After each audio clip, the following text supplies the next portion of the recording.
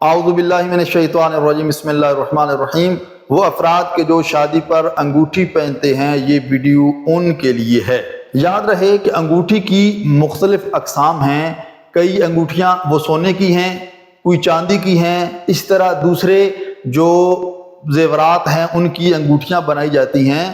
تو ان میں سے مرد کے لیے سونے کی انگوٹھی پہننا حرام ہے، چاہے وہ شادی پر ہو یا شادی کے علاوہ ہو، وہ ہر صورت میں انگوٹھی پہننا سونے کی مرد کے لیے حرام ہے۔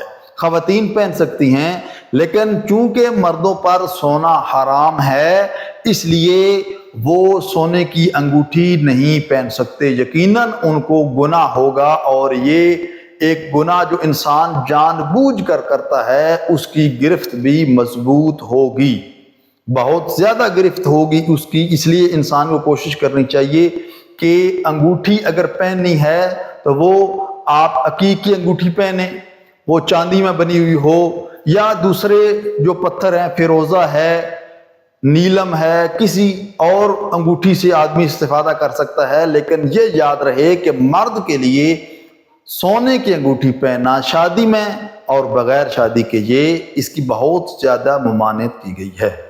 رحیم پروردگار کی بارگاہ میں دعا ہے ہم سب کو اپنے اعمال محمد و آل محمد کے فرامین کے مطابق بجا لانے کی توفیق عطا فرمائے۔